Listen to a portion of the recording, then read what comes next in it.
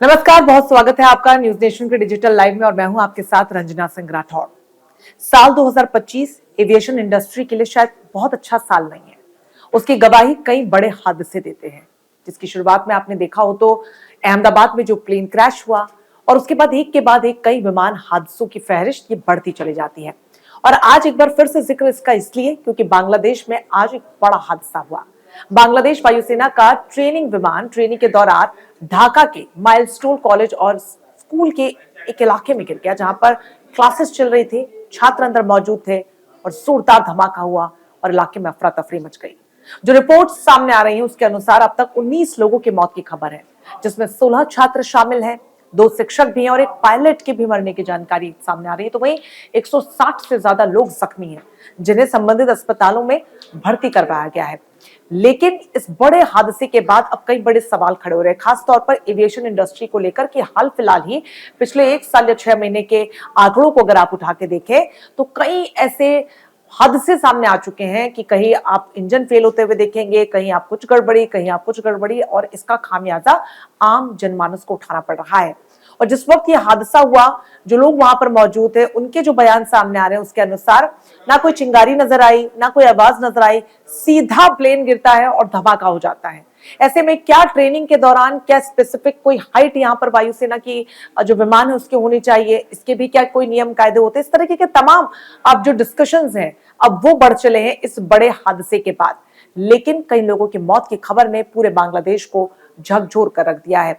मोहम्मद यूनुस जो अंतरिम सरकार के प्रमुख हैं, उन्होंने इस दुर्घटना पर दुख जताया है और साथ ही हर संभव मदद का भरोसा भी दिया है। और उन्होंने तमाम अस्पतालों और एजेंसियों को भी निर्देश दे दिए हैं कि जल्द से जल्द इस पूरे मामले में जांच की जाए कि किस वजह से यह हादसा हुआ। बता दें कि आज यानी कि सोमवार को भारतीय समय अनुसार दोपहर 1:18 पर यह हादसा हुआ और देखते ही देखते हर जगह चीख पुकार मच गई। कई लोगों की मौत है और जो अब तक आंकड़े सामने आ रहे हैं, जैसे कि हमने कहा कि कुल 19 लोगों की मौत की पुष्टि अभी तक हो चुकी है। हालांकि आंकड़ा बढ़ने की संभावना इसलिए है क्योंकि उस वक्त क्लासेस चल रही थी, दोपहर का समय छुट्टी का होता है, उस समय कई स्टूडेंट्स आधे बाहर निकल चुके थे, इसलिए जो वीडियोस और तस्वीरें भी आप देख रहे होंगे उसमें कई बच्चे आपको बाहर दिख रहे होंगे, लेकिन कुछ बच्चे अंदर भी थे क्योंकि एग्जैक्ट वही टाइम था कि उस समय छुट्टी हुई नहीं थी, होने का समय था, इसलिए कुछ क्लासेस खत्म ही हो रही थी, चल ही रही थी। तो उस दौरान वो बड़ा प्लेन क्रैश वहां पर हुआ है। अब जिस विमान के साथ यह हादसा हुआ उसका नाम F7 बताया जा रहा है और ये चीन में बनाया गया है, मेड इन चाइना का विमान इसे बताया जा रहा है। हालांकि इस पूरे मामले में अब फायर ब्रिगेड भी वहां पर मौके रहते पहुंची। हालांकि 1:22 पर फायर ब्रिगेड पहुंची, तब तक पूरी तरीके से जल के राख हो चुका था। तस्वीरें मलबे की भी सामने आई थी। ऐसे में चीन में बना है जो बांग्लादेश एयरफोर्स का F7 BGI फाइटर जेट है, जो कि हादसे का शिकार हुआ। अब इसके बारे में भी विस्तार से आप लोगों का जान लेना इसलिए भी जरूरी है कि आखिरकार क्या खामी रह गई होगी, कितना फ्यूल उसमें होगा और नीचे गिरने के बाद क्या फ्यूल की वजह से बड़ा धमाका, ये कई तरीके के सवाल है। तो F7 BGI बांग्लादेश एयरफोर्स का मल्टी रोल फाइटर जेट इसे बताया जाता है।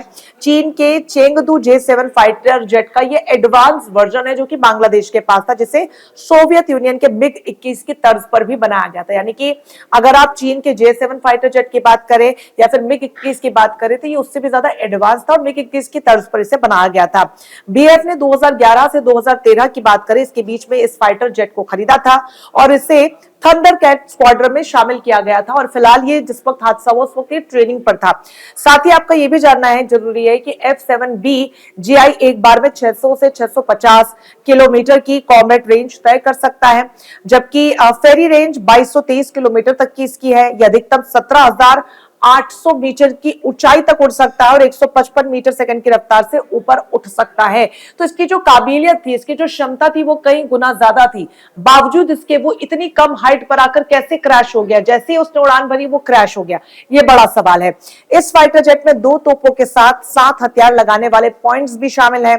इन पर 3000 किलोग्राम तक की मिसाइलें और साथ ही बम भी ले जाया जा सकता है और ये PL5 और PL9 missile laser guided bomb और C704 एंटी शिप मिसाइल से पूरी तरीके से लैस हो सकता है। तो समझिए कि इसकी ताकत कितनी ज्यादा है और जब ये गिरा होगा, जब ये ब्लास्ट हुआ होगा तो कितनी तबाही इसने मचाई होगी। और इसीलिए अब चूंकि ये मेड इन चाइना भी है और इससे पहले भी जब ऑपरेशन सिंदूर का जिक्र होता है तो जो हमारा ऑपरेशन सिंदूर में मिसाइलों का इस्तेमाल किया गया और जो पाकिस्तान की तरफ से ड्रोन मिसाइलें इस्तेमाल की गई उसमें भी चाइना की कई हथियार खेप पाकिस्तान को दी गई थी। और सवाल अब लगातार यही उठने लगा है कि चाइना से जो हथियार मिल रहे हैं, जो खेप वहां से आ रही है, क्या उसमें कोई गड़बड़ी है या फिर वो कहीं ना कहीं कमतर है? क्योंकि जब कहा जाता है कि मिग 21 की तर्ज पर इसे बनाया गया था, चाइना के मिसाइल फाइटर जेट का ये एडवांस वर्जन है, तो फिर इतनी बड़ी खामी कैसे हो सकती है? बहरहाल इसकी जांच की जा रही है, क्योंकि अंतरिम सरकार के प्रमुख ने इसकी जांच के निर्देश दे दिए हैं। और किस वजह से हुआ, फिलहाल इसका खुलासा नहीं हुआ है। छन छन की जो रिपोर्ट सामने आ रही है उसमें अभी तक सिर्फ कैजुअलिटी की खबर सामने आई है। हालांकि ये जो आंकड़ा है ये बढ़ने के आसार इसलिए भी है क्योंकि ये धमाका बहुत बड़ा था और स्थानीय लोग कह रहे हैं कि ये आंकड़ा और ज्यादा बढ़ सकता है, खासतौर पर इसलिए क्योंकि वो कॉलेज और स्कूल दोनों का परिसर था, वहां पे कॉलेज भी था और स्कूल भी था। बहरहाल स्कूल पर ये गिरा है, लेकिन आसपास और भी कई बच्चे मौजूद थे, कई लोग थे। 2 शिक्षकों की मौत की खबर और एक पायलट की भी मौत की खबर है।